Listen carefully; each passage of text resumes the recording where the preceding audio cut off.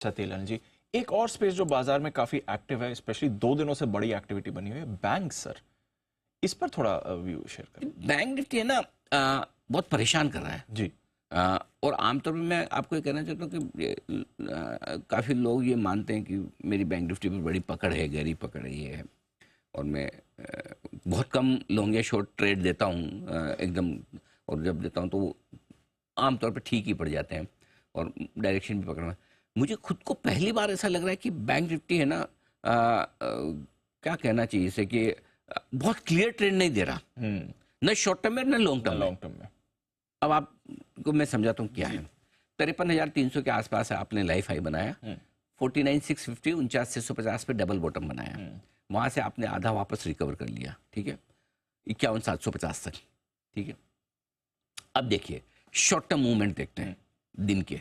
अब जैसे कल आप नीचे खुले, रिकवर हुए, फिर थोड़ी परसों का देखिए तेजी हुई तो एक तरफा तेजी हो गई जबरदस्त। फ्राइडे को देखिए घटे तो ऐसे जोर से घटे कि पूछिए मत। Correct. So short term moves भी बहुत वोलेटाइल आ रहे हैं बैंक निफ्टी के। और क्यों आ रहे हैं?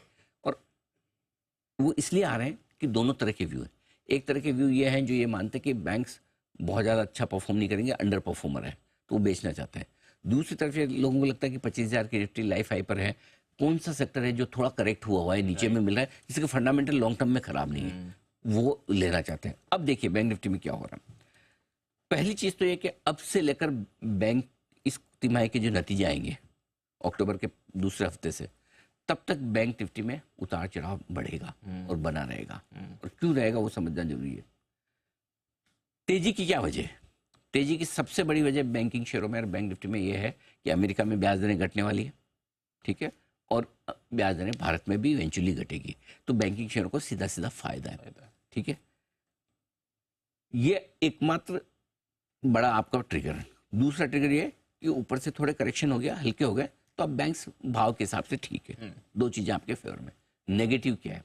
नेगेटिव है कि इस तिमाही में फिर से डिपॉजिट ग्रोथ बैंकिंग शेयरों की परेशान करने वाली है, क्योंकि पैसा बैंक डिपॉजिट में कम आ रहा है। अभी एक दो दिन पहले एक्सिस बैंक की तरफ से भी वो इंडिकेशन आए थे कि डिपॉजिट ग्रोथ को लेकर हालत खराब है, ठीक है ना। अब इनका रॉ मटेरियल तो पैसा ही है, पैसा आएगा तो पैसा उधार देंगे ना, करेक्ट, एग्जैक्टली। तो सबसे सस्ता पैसा कौन सा मिलता है? डिपॉजिट वाला।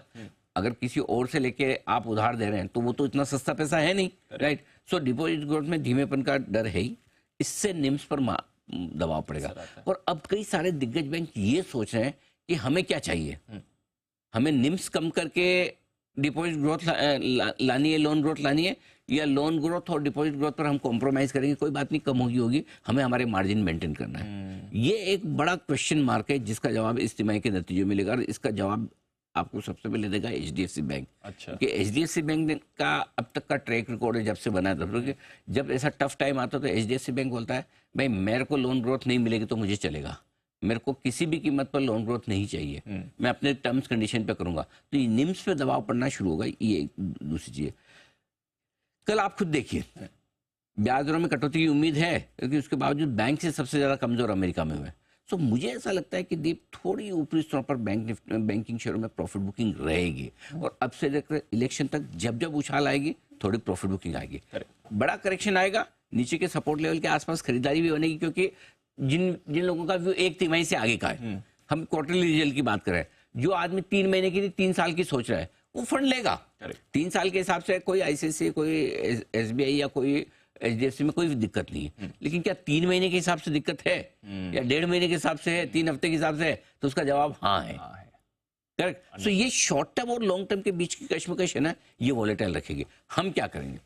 हम अगर इन्वेस्टर के तौर पर हैं तो बने रहेंगे, ओके। ट्रेडर के तौर पर हैं तो हम खरीदने में थोड़ा सा सावधान रहेंगे, पहली चीज। और दूसरी चीज, ट्रेडिंग के मौके दोनों तरफ मिल गए। इसमें ट्रेडिंग आपको ये सोच समझ के करनी कि निफ्टी के मुकाबले में ये बहुत ज्यादा वॉलेटाइल रहेगा, इंट्राडे भी और ओवरनाइट भी। तो आपको अपनी ट्रेडिंग स्किल्स टेस्ट करना है। कई बार होता है ना कि भाई आप आपकी ड्राइविंग स्किल 2 तरीके से टेस्ट होती है। एक, आप खुले हाईवे पे किस तरह से गाड़ी चलाते हैं, वो भी लोगों को लगता है रोड खाली आसान, लेकिन इतना आसान नहीं है जी, उसकी टेस्टिंग अलग है, होती है। दूसरी, मुंबई की ट्रैफिक वाली सड़कों पे कैसे चलाते हैं वो भी स्किल है। दोनों में चलाना, क्योंकि अगर आप हाईवे पे चल रहे हैं, आपने थोड़ा भी लेन इधर उधर किया और इधर तो लेन इधर उधर करने का मौका ही नहीं, अपनी लेन में ढंग से चलाया नहीं तो लोग घुस जाएंगे, एग्जैक्टली है ना। सो दोनों तरह से आपकी स्किल टेस्ट होती है। सो अगर आपको अपनी स्किल टेस्ट करवानी है बैंक निफ्टी की ट्रेडिंग की, तो ये एकदम सबसे परफेक्ट टाइम है। अदरवाइज थोड़ा सा ऊपर आए, हल्का होई है, नीचे अच्छे लेवल पे मिले तो खरीदे। तो बैंक निफ्टी में बहुत इंटरेस्टिंग तो हो सकता है, अगर कमजोरी बनेगी बाजार में तो लीडरशिप बैंक से आएगी, चाहे वो आज हो या आने वाले समय में। Got it. हम मजबूती के लिए निफ्टी की तरफ देखेंगे, हमारा फंडा क्लियर है। जब तक हमें बैंक निफ्टी से बढ़िया मजबूती के संकेत ना है, अभी भी देखिए 51,750 पार नहीं हुआ, ठीक है, वापस रुक गया। अब 51,750 के ऊपर बंद होगा तो सोचेंगे, जब तक नहीं होता है तब तक हमारा बैंक निफ्टी से उतना प्यार मोहब्बत रहा नहीं है अभी। अब फिलहाल नहीं, थोड़ा कॉशियस भी है इसका। हाँ, मतलब कुछ तो मजबूती दिखाए वैसा। ये बाकी बाजार पर आपका क्या भी? बाकी बाजार में ठीक है, ग्लोबल संकेत हल्के से कमजोर है। जैसा आपने कहा है कि बैस में थोड़ी कमला जी भारी पड़ रही है, ट्रम्प साहब हल्के पड़ते दिख रहे हैं, उस वजह से डाउ फ्यूचर्स शायद इसी वजह से 125 पॉइंट नीचे है। रहा सवाल फंड्स का, तो फंड्स के आंकड़े मिले जुले हैं, और दोनों तरफ आपको ट्रेडिंग के मौके मिल सकते हैं। शांत शुरुआत के संकेत गिफ्ट निफ्टी से आ रहे हैं, 10 पॉइंट ऊपर है, खुलकर थोड़ा ऊपर आया तो प्रॉफिट बुक करेंगे, बेचेंगे, नीचे आया तो खरीदेंगे। आज बैंक निफ्टी की वीकली एक्सपायरी, उस लिहाज से वीकली क्लोजिंग नहीं, वीकली एक्सपायरी के लिहाज से 51,000 के ऊपर बंद होना जरूरी है, वीकली एक्सपायरी है।